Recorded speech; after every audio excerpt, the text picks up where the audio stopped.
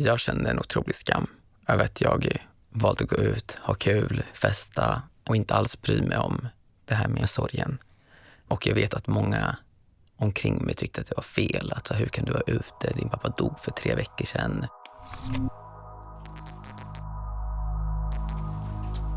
Jag heter Moa och jag förlorade min mamma när jag var 15 år. Jag heter Kevin och jag förlorade min pappa när jag var 18 år gammal. Jag heter Alva och jag förlorade min pappa när jag var 10 år gammal.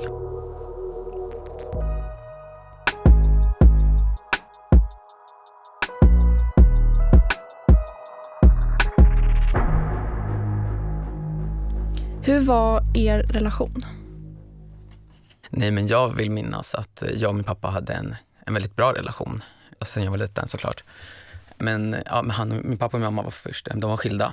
Så jag hade ju mitt safe spot både hos mamma men även hos pappa. Sen började de två träffas igen. Och då så försvann det här safe spotet. Liksom att okej, men nu har inte jag pappa här och mamma här. Utan nu är det båda på ett och samma ställe. Och jag tror att det var en grej som jag innerst inne tyckte var jättejobbigt. Och det var nog en grej som bildade en frustration i mig. Men som jag där och då kanske inte fattade att det var den grejen. Så jag fick en väldigt dålig relation med min pappa den sista perioden. Eller senaste halvåret där. Jättetufft, jättemycket bråk, jättemycket tjafs från båda hållen. Men annars generellt sett så hade vi en jättefin relation under hela min uppväxt. Men hur var det för er? Jo, men vi hade en väldigt fin relation. Och sen lite som du pratade om, liksom, vi hade perioder där det var väldigt liksom, stökigt oss emellan. Och det är ju också en del av naturens gång. Men generellt så var det en väldigt, väldigt fin relation. Och någonting som jag liksom saknar, verkligen. Den balansen med att ha en bästa vän och en förälder är väldigt speciell när man liksom hittar det. Nej, men jag vill minnas att min pappa var min bästa vän. Vi var väldigt nära. Det var han som jag lekte och hittade på saker med. Och han var alltså framförallt min största trygghet. Och när jag var riktigt liten så brukade vi gå väldigt mycket till lekplatser. Och så vet jag att jag försökte klättra upp för den här klätterväggen. Och sen när jag var klar så var han jättestolt över mig. Jag har ett väldigt starkt minne. Det var när jag tog studenten. Så minns jag när jag springer ut där. Så står pappa, mamma, hela familjen och skriker och ropar efter mig. Och när pappa kom fram och kramar mig och säger liksom så här: jag är så stolt över dig, Kevin, att du har tagit igenom det här. Men det här är inte slutet, utan det är bara ett nytt kapitel i ditt liv nu. Och då får jag bara tillbaka bild till just hans begravning, för jag höll ett tal då. Och då sa jag liksom att det är ett nytt kapitel. Men att jag inte var förberedd på att liksom, det här är ett nytt kapitel fast utan han med i bilden då. Mm. Så det är ett väldigt starkt minne jag har. Alltså de orden han sa sitter verkligen i. Vad fint. Mm. Det var väl mera de här små sakerna som var viktiga för mig i vår relation. Redan innan min mamma gick bort så hade jag ganska jobbigt liksom, i vardagen. Jag har lidit ganska mycket av psykisk ohälsa. Och det var så här små grejer som att gå och lägga sig bredvid henne och få en kram. Och det är sådana minnen som jag gärna liksom håller kvar vid. Vad minns du av den dagen du förlorade din förälder? Min pappa gick bort i en hjärnblödning. Vi hade precis varit på en resa i Korea, jag och hela min familj. Och så vet jag att på flyget hem så vet jag att pappa hade jätteont i huvudet och att mamma sa att du kan inte förstå hur ont i huvudet han har liksom. Och sen så, alltså vardagen flöt ju på ändå sen efter det. Och sen så vet jag att mamma ringde dagen innan jag skulle till skolan och sa att du måste väcka din pappa och säga att han ska till vårdcentralen idag för att han lyssnar inte på mig. Så då vet jag att jag knackar på hans sovrumsdörr och säger att pappa, mamma säger att du måste till vårdcentralen idag. Och sen när vi kom hem från skolan så var han inte hemma. Och så då fick vi reda på att han hade blivit inlagd på sjukhuset. Och jag vill minnas det som att det var en ganska lång period som han låg inne. Men jag har fått återberättat i efterhand att det handlade om en vecka ungefär. Jag minns bara att ett grönt rum, alltså sån här slemgrön färg på väggarna. Och att de visar så här massa bilder, röntgenbilder. Och så att läkaren berättar att det finns inget mer vi kan göra. Och som barn vill man ju alltid tro det bästa, så man vill ju tro att det här kommer lösa sig. Och det, alltså, visst, vardagen kommer se annorlunda ut, men han kommer repa sig, det kommer bli bra och allt kommer liksom bli som vanligt. Så det var ju när man får reda på att det inte skulle bli bättre, så det var ju som att världen bara föll för en liksom. Hur var det för er? Men jag kan känna igen mig väldigt mycket kring att världen föll. Min mamma gick bort i lungemboli, alltså blodproppar i lungorna. Så det var väldigt plötsligt. Alltså jag minns ju det mesta. Det var inget överdrivet dramatiskt, utan hon mådde dåligt på kvällen och sen under natten så hämtade ambulansen henne och de tänkte att hon hade panikångest för att man kunde liksom inte se eller förutspå vad som skulle hända. Men hon kände att nej, men jag mår inget bra så jag behöver åka in till sjukhuset. Och så gjorde hon det. Vi kom ju in på akuten. Och så kommer vi in och så får vi sätta oss i ett så här anhörigrum. Och pappa han liksom noterade ju att okej, men det här, man sitter inte här och väntar liksom utan att inte få träffa den man är här och besöker. Men jag och min syster tänkte inte på det, för det var också mitt i natten. Alltså vi hade inte sovit någonting, vi var jättetrötta. Så vi satt och liksom tog snapbilder med roliga filter och allting. Men vi får sitta i det här rummet i 45 minuter kanske och tänker fortfarande inte på att okej, det kanske är någonting liksom. Men då så kommer det in sen, jag vet inte, alltså ganska många människor. Jag tror att det var 2 läkare och 3 sjuksköterskor eller någonting. Och då fattar man ju att okej, det här är inte bra liksom. Och så började de treva liksom fram vad som hade hänt eller så här. Det var de hittade någonting med hjärtat och det var någonting med andningen och sådär. Men sen så liksom, efter det så vet jag bara att hon fanns inte mer. Det går inte att ta in där och då att hon hade gått bort när hon mådde bra kvällen innan. Ja, hur var det för dig, Kevin?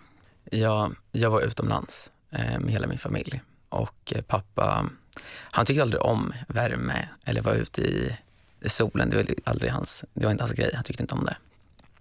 Så då fick ju vi alla åka tillsammans med resten av familjen. Så jag var hemma och vaktade hunden. Och sen får jag då jag sitter och käkar. Vi hade all inclusive på hotellet, så jag satt ner och käkade och hade badat och solat. Sen så är det min syrra ringer. Hon är för övrigt äldre och var hemma i Sverige. Och jag bara minns hur hon bara gråter. Hon bara gråter och gråter och gråter. Hon får knappt ut några ord. Hon säger, jag måste prata med din mamma nu. Och jag är så här, men alltså, om du ändå ringer mig gråtande ska du bara berätta vad det är som har hänt. Liksom, jag lyssnar och försöker stötta. Liksom, jag trodde att det var något helt annat som hade hänt. Och hon sa bara, nej pappa, de har hittat pappa död. Och då minns jag att jag hörde bara här död. Att då tänkte jag på, nej det här kan inte stämma. Och då skriker jag liksom, vem är det som är död? Och då säger hon pappa. Och då hör ju många av mina släktingar runt bordet att jag säger att någon har dött. Men mamma och min brorsa låg uppe i rummet. Så jag springer ju upp typ 6 våningar för trapporna. Och bara står och bankar. Och bara minns hur min brorsa öppnade dörren och säger, fan, sluta banka, knacka som en normal människa. Och jag bara kommer in och ser mamma i ögonen. Och jag säger, de har hittat pappa död. Och sen på min brorsa också. Ja, typ det. Gud, det var så länge sedan jag pratade om det här. Nej, men jag ser bara mamma, hur hennes värld bara faller isär. Och min brorsa också. För att min brorsa hade gått runt de senaste dagarna och känt bara, men gud, det känns inte något bra. Jag känner att det är någonting, det känns inte bra. Som nu. Han hade bara en känsla de senaste dagarna och han sa det till alla. Och han var väldigt nervös att någonting hade hänt. Så han hade ringt till sina bästa kompisar, hans tjej och liknande, och allt var jättebra. Och jag hade pratat med pappa på FaceTime kvällen innan. Och varit så här, men det här är rummet. Nu ska jag ut och supa, hejdå. Och liksom klickar och så. Men jag såg ju bara hur min mamma och min brorsa, hur det bara blev en helt annan typ av spänning i luften. Eller vad man säger. Energin var fall och det vart bara en katastrof. Alltså jag tror för mig så släppte väl den ordentliga chocken kanske ett år senare. Verkligen. När någon säger att hon är död så förstår man inte det förrän man börjar leva med det faktumet att hon faktiskt är död. När man inser att någon saknas. Det gör man inte direkt. Liksom. Då sörjer man ju, men man lever inte med sorgen på det sättet. Så det tog ganska lång tid för hela min familj faktiskt att liksom förstå det. Ja, men jag vet att min pappa hade ett jobb där han reste mycket, så han var ofta iväg. Så att när man kom tillbaka till vardagen så tänkte man ju bara att han är bara på en jobbresa, han kommer snart hem igen. Liksom. Men så vet jag när hans jobb kom och hämtade hans jobbbil, det var ett stort moment liksom, för att man var som en gud. Han kommer verkligen inte komma hem och parkera bilen här igen. Liksom. Nej, men jag känner verkligen igen mig själv i det du säger, att man måste typ lära sig att vardagen inte kommer se ut som den gjorde innan. Bara att jag dagen efter när vi kom hem där från resan vaknade dagen efter och så nu ska jag gå och säga till pappa vad jag har gjort. Och just det, han är inte här. Eller när jag ser min hund ensam i soffan. Jag var alltid van att se min pappa med hunden. Vissa grejer vi fortfarande har hemma som jag vet att han hade faktiskt att du får inte pilla inte på de här grejerna. Men nu finns det ingen som säger till mig att inte pilla på de grejerna. Att man är konstant under, och det tog mig kanske också ungefär 1 år, att inse att men shit, han är ju verkligen inte här. Och att man måste bara lära sig att det är så här det kommer se ut. På julafton, och en pappa var inte där, på min födelsedag, pappa var inte där. Nu när jag pluggar så önskar jag typ att pappa hade varit här för att prata mycket med, och vi pratat mycket om plugg tillsammans. Men han är inte här heller då. Alltså så, han blir konstant påmind. Men absolut, det tog kanske också 1 år för mig att vara så här. Att bara inse att nej men, ja, han är ju inte här. Liksom.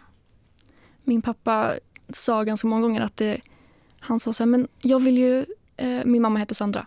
Jag vill ju berätta för Sandra liksom, om det här, om att hon har dött. Och det låter kanske konstigt, men det var ju verkligen så. Vi pratade ju om allt liksom. Och då det enda han ville var ju att komma hem och säga att vet du, det här har jag varit med om idag. Men det går inte att förstå den liksom chocken som man hamnar i när det blir så där. Utan liksom förvarning eller någonting. Ja, men det vet jag att många jag tror att många tänker att men, de här stora dagarna som studenten och ta körkort och börja på universitet, för det hem, alltså alla sådana stora grejer, det är där man saknar sin förälder mest. Men för mig är det verkligen vardagen jag saknar mest med min pappa. Att så här, bara kunna ringa och berätta om idag klarade jag min tenta, eller idag gjorde jag detta med mina vänner. Jag håller med. Det är mycket nu exempelvis där med tentan. Jag hade en sån otrolig fobi för att stå och prata inför människor. Och jag minns att pappa alltid, han tvingade mig välja retorikkurs i gymnasiet. Så då stod jag alltid framför honom och höll i mina tal och övade på att prata inför grupp. Och nu när jag pluggar på universitetet så har jag har utsatts för att hålla i presentationer och prata inför helklasser. Och efter det när jag står där så här, shit nu, jag är inte så jättenervös längre. Och bara ringa pappa, bara vet du, jag gjorde det här utan problem idag. Jag stod framför 40 pers och pratade och jag har tagit mig igenom den här fobin liksom, som jag inte kanske, eller som inte jag längre har. Nej. Alltså bara den grejen att man får ju nya vänner och liksom, jag har en pojkvän sedan ett år tillbaka och det är ju liksom, hon får ju aldrig träffa honom. Sådana grejer, man blir påminn om det också liksom. Alla som hon inte fick träffa, som jag gärna hade velat att hon skulle träffa liksom. Så ja, det är mycket, vart man än vänder sig så blir man ju påmind om det som fanns.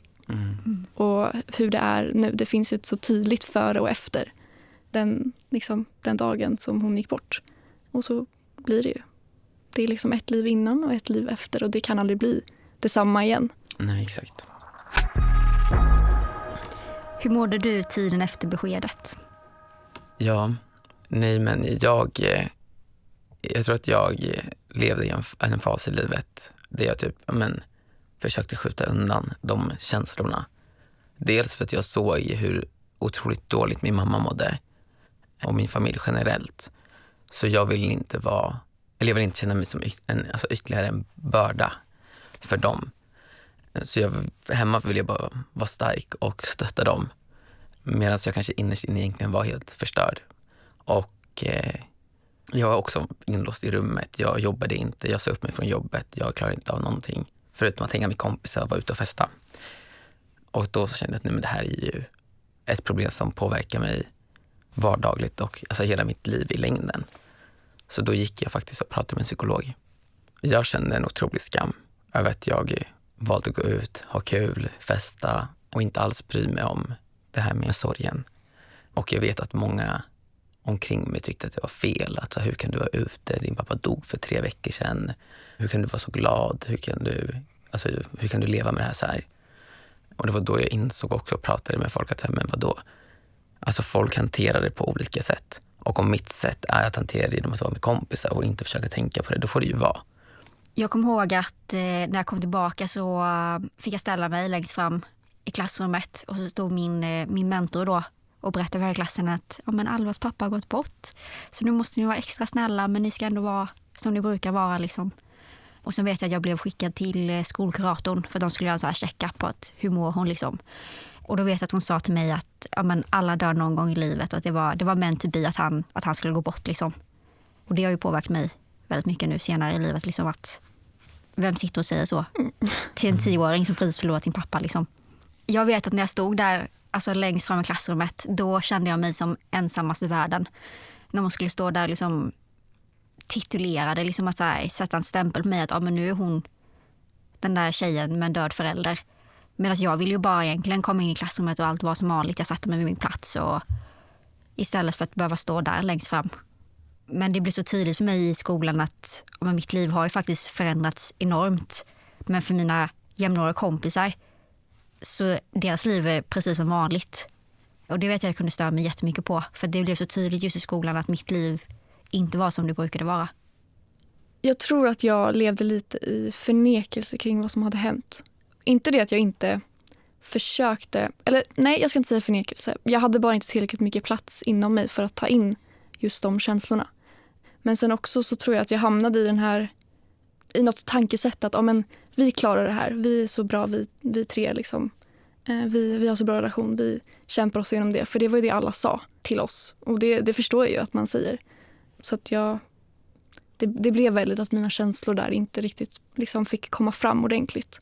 För jag, precis som de allra flesta, tänkte att men det här klarar vi. Det här gör vi. Och ja, absolut, så gjorde vi det. Men det finns ju mycket mer bakom det också. Liksom. Jag valde att lärarna skulle berätta för alla liksom, i klassen och alla i min årskurs egentligen. För jag ville bara ha det undanstökat. Jag vill inte få några specifika frågor. Jag vill inte gå runt att hälften vet och så kommer någon och vänta, vad har det här hänt? Liksom, jag ville att alla skulle veta. Så det var... Jag var inte där på den lektionen när de berättade helt enkelt. Och sen kom jag och så var det inget mer med det. Alltså jag var ju på sjukhus. Jag missade ju några dagar i skolan. Så du vet att de berättade innan att ja, men Alvas pappa är på sjukhus. Så det är därför Alva inte är här just nu. Så de ville väl egentligen bara sätta punkt på storyn på något sätt. Att ja, men nu har detta hänt så nu är Alva tillbaka. Så att jag kan förstå deras omtanke i det. Även om det blev helt fel för mig.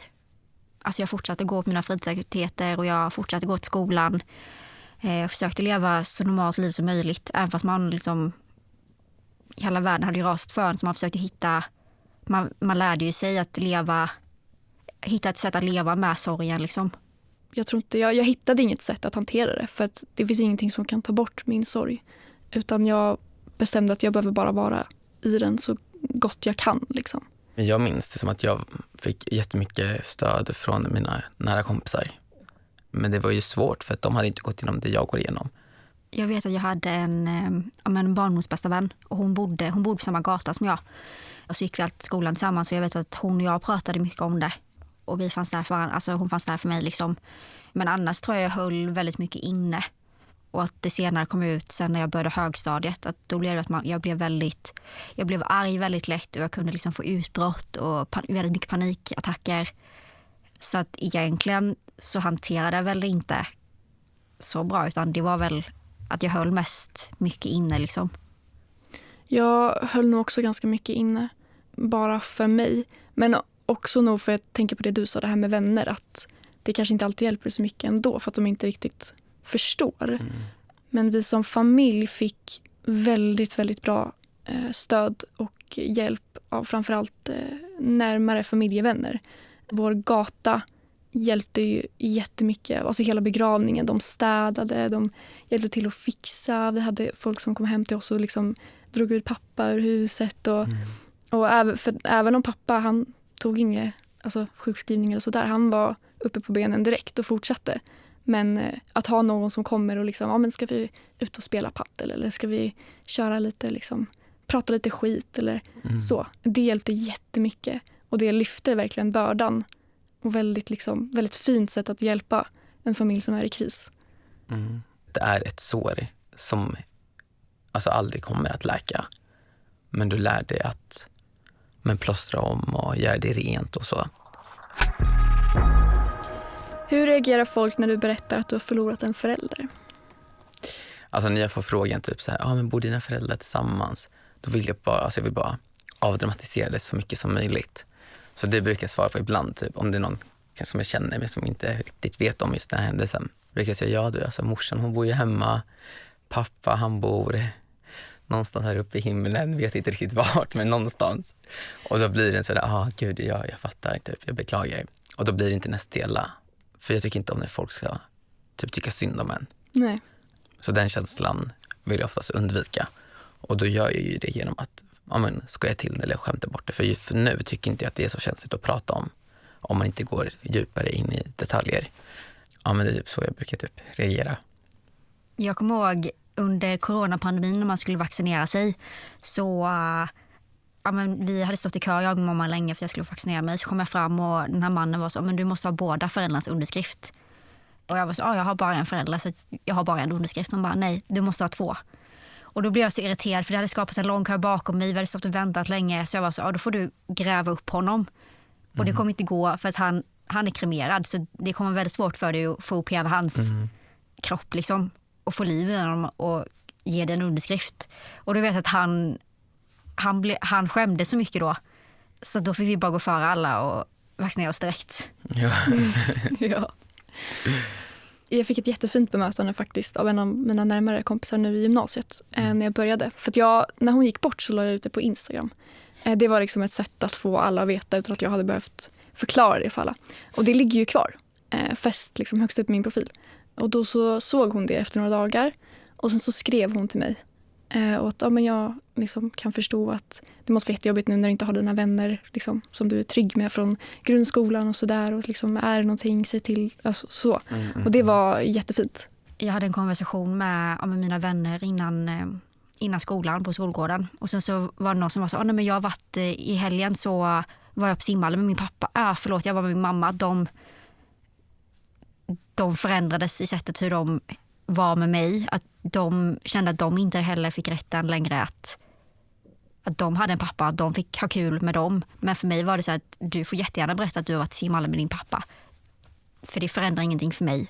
De blev ju mer försiktiga med alltså jargongen man hade till varandra. Liksom, vi skojbråkade med varandra. Den förändrades just för att de gjorde allt för att inte göra mig upprörd. Liksom.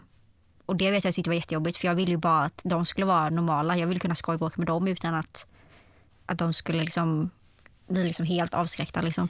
För att för mig var jag så här, jag är ju samma person. Jag är fortfarande Alva.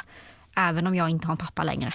Ja, nej, alltså jag känner inte att någon har behövt tippa på tår. Så det är klart att om någon berättar något de gjorde med sin pappa, att man blir så här, gud, att man blir kanske påmind igen och det gör en ledsen för att man börjar tänka på sin pappa igen.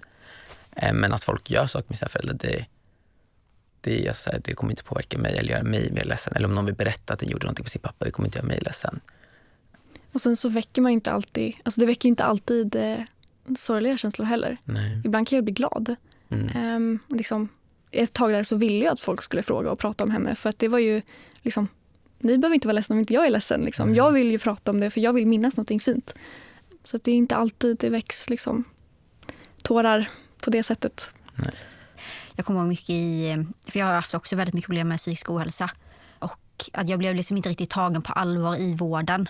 För att du har inte ångest, du är bara ledsen att din pappa har dött. Men för mig var det så, nu har det gått 10 år.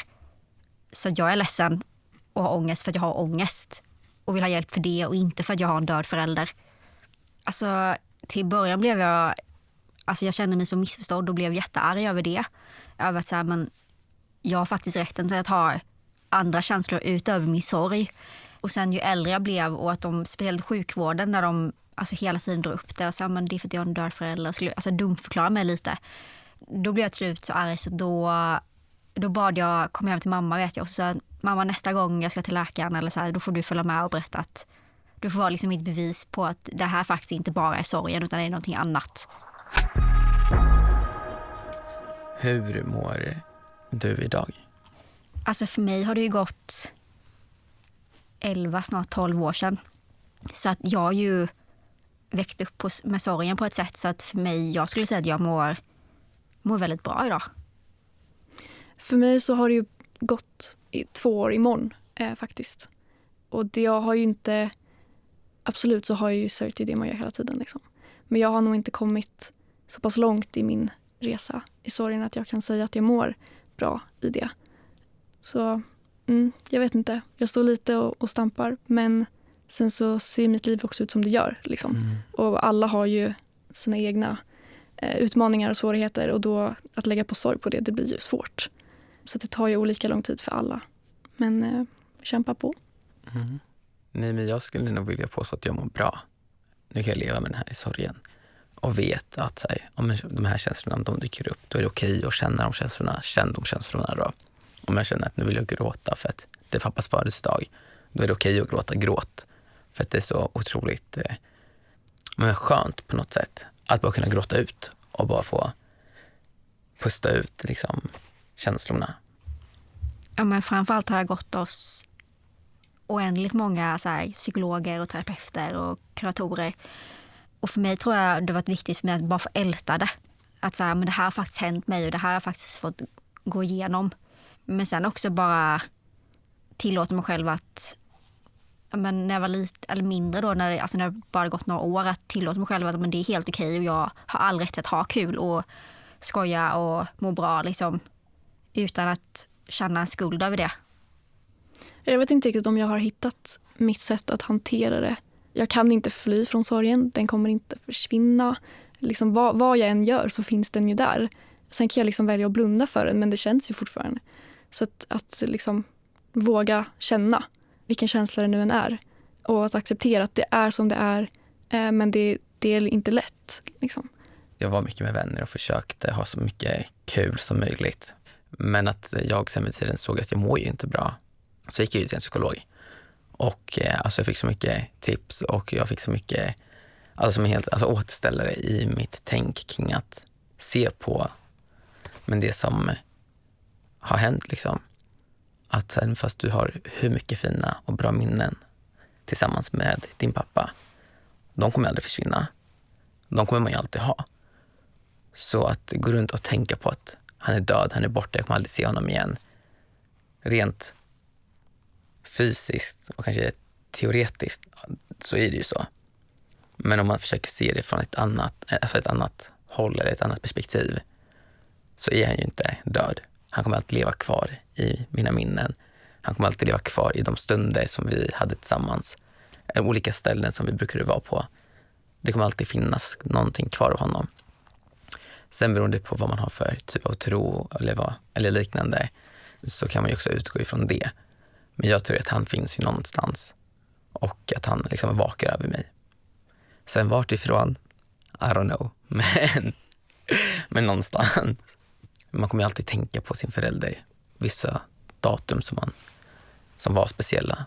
Så även på min födelsedag kan jag tycka det är jobbigt för att jag väntar fortfarande på att han ska ringa eller sms eller komma och säga grattis. Så då blir man ju också extra påmind då. Men sen så nu har man ju lärt sig att han säger väl grattis till mig också någonstans. Det var jättejobbigt första födelsedagen. Det var bara 2 namn i kortet och inte 3. Nej, exakt. Såna grejer. För mig så är inte hennes dödsdatum jättejobbigt, men jag skulle säga att det är månaden. Det blir varje februari så blir det lite liksom, det blir en jobbigare månad. Och jag får den liksom olustiga känslan i kroppen. Ja, men jag kommer ihåg alltså precis åren efter att, och speciellt när det hände för min pappa dog 24 november, att jag tänkte att nu börjar mina vänner och de runt omkring mig räkna ner till att nu är det bara en månad kvar till julafton. Medan jag räknade hur många dagar jag hade levt utan min pappa. Liksom. Nu ska vi svara på era följarfrågor. Vad ska man inte säga till en vän som har förlorat en förälder? Alltså det första som kommer upp är det här jätteklyschiga att tiden läker alla sår. För det vet jag blev jätteirriterad på när folk kom till mig och sa det. För jag bara, men det här kommer ju aldrig bli bra, det kommer aldrig läka. För han kommer ju aldrig komma tillbaka liksom. Nej, och jag håller med dig, verkligen. För att det här är ju något man aldrig kommer kunna komma över. Nej. Det är ju en sorg man alltid kommer bära på. Bara att det kanske är mer påtagligt till en början.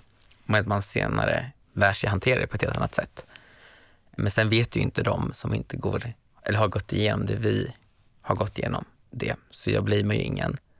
Men det är så en tanke jag alltid har när någon säger så. Nej, men det blir lite så. Alltså, vi kan inte liksom... Jag förstår ju att folk inte förstår eller vet vad de ska säga. Så det är inte så att jag blir arg eller så. Men alltså, ibland så vill man bara bli bekräftad på att okej, det är jobbigt. Liksom. Vad önskar du att du sa till din förälder innan den dog? Alltså jag var ju så liten, men jag skulle nog säga att jag är tacksam över dig och jag är tacksam över att du gav mig en så fin barndom och att jag älskar honom. Gud, den var lite så här, man blir lite känslig. I och med att vi bråkade så mycket så hade jag bara velat säga så här, min pappa bara så att jag älskar dig. Och du betyder jättemycket för mig. Fast den dåliga senaste liksom, halvåret vi hade. Så det är väl något jag kan önska att jag hade sagt till honom. Eller generellt på att vi hade pratat ut om allt som hade hänt. Varit tvungen att hända då. Kunde inte hända typ efter vårt snack. Eller bara breda ut massa grejer.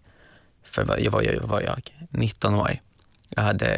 Och då började man också reflektera kring saker som hände under sin uppväxt. Inte så jättestora grejer. Men saker som man bara hade velat få svar på kring olika händelser och så. Och så i och med att det hände så plötsligt. Så jag försöker verkligen tänka på att jag hade inte kunnat göra någonting. Jag hade en jättefin relation med honom. Vi båda vet om det. Lite samma. Vi hade många perioder där det inte var så bra mellan oss. Och vetskapen nu om att vi redde aldrig ut det. Och att liksom, det finns fortfarande mycket grejer som är sagda som man inte fick något slut på. Det är jättejobbigt. Vill jag ha ett avslut på det, då behöver jag hitta det själv. För att nu är det bara jag kvar, så jag kan inte prata om det med henne. Och det är ju lättare sagt än gjort att bara acceptera det, men det är ju också så det är. Hur var begravningen?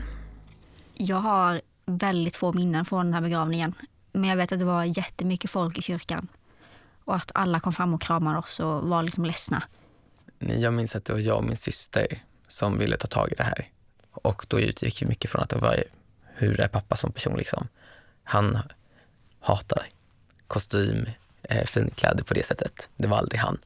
Så vi skrev liksom, ni behöver komma med de kläderna ni har på er. Och så minns jag en sak faktiskt. Han har alltid sagt att jag vill att ni spelar den här musiken. Och vi är ju latinos. Så då hade vi en typ, någon reggaeton tror jag. Eller någon sån där ganska hypande låt. Och då satt vi och funderade på, ska vi spela den där hans favoritlåt eller ska vi skita i det? Och vi kände bara så fast nej. Det är min pappa och det är 100% rätt att spela den låten. Och då gjorde vi det. Och gud, min farfar, han var så arg. För att det var som att vi förstörde hela stämningen.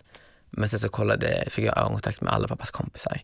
Och alla bara nickade och bara, det här är Jack. Det här är hans musiksmak. Så jag hade en jättefin begravning. Och även där höll jag ett tal. Och sen går jag upp, får micken. Och så bara ser jag alla framför mig. Och jag tänker bara, shit, det var mer folk än vad jag hade förväntat mig. Men då tänkte jag bara, nu står pappa framför mig. Precis så som man gjorde i vardagsrummet. Och jag talade till honom liksom. Det var jättejobbigt. Jag fick knappt fram orden. Jag var så och grät. För dels att pappa ytterligare en bekräftelse på att han är död. Men även så mycket kärlek. För alla är verkligen här för att sörja min pappa.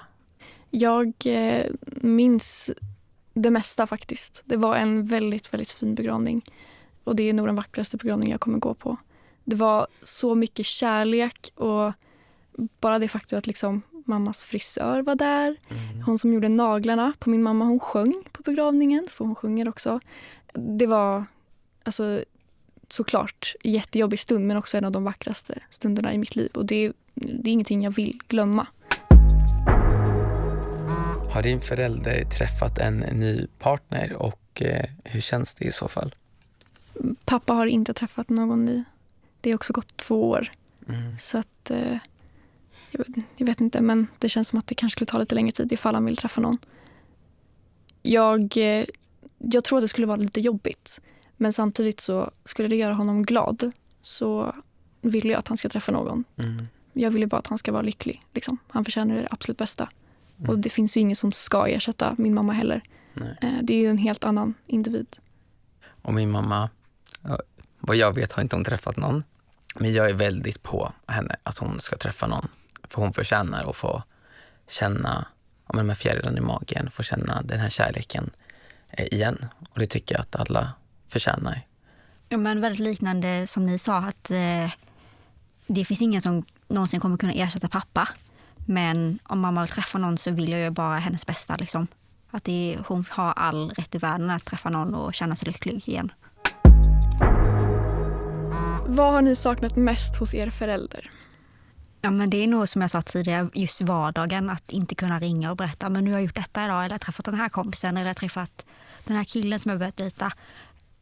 Nej, men jag kan väl känna detsamma, att vissa situationer som uppstår som är väldigt så här, gud, om jag ska ringa pappa och kolla om han kan hjälpa mig, eller fan, jag behöver en sån här sladd till den här grejen, eller hur ska jag sätta ihop det här, så blir man ofta så här, men gud, ja, men pappa, men just det, han finns inte så mycket saknare än att bara ha en pappa. Alltså jag vet inte hur jag ska förklara. Men just bara, det är väl nog en sån typ av saknad. Men den här hjälpen som man kanske kunde få av ena mer än den andra. Att det är kanske den jag saknar. Men också bara kärleken generellt. Jag saknar också små saker.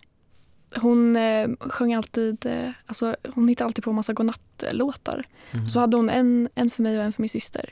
Och bara det att sjunga den varje kväll, liksom, säga godnatt på samma sätt. Alltså bara en sån sak jag saknar jättemycket. Men sen också bara att ha en mamma. Alltså faktiskt, att kunna säga att man har en mamma. Så, tänk att ha det. Framförallt, nu när man har haft den och sen liksom, så blir den borttagen från den, då blir det också så tydligt vad man saknar. Fint att ni vågar öppna upp er. Detsamma. Men jag tycker att det är skönt. För vi alla har ju gått igenom en liknande liksom, händelse i livet. Och kan relatera till varandras känslor på ett annat sätt. Men även att man är så olik i just den här grejen. Det tycker jag ändå är skönt och fint. Och liksom bra att man får uppleva och se. Och sen också hur 3 ganska snabba liksom, dödsfall, om jag liksom förstår rätt. Hur det påverkar alla så olika. Och hur våra liv ser så olika ut. Och sen också så är vi ju inte lika gamla. Så vi är på olika stadier i livet. Liksom.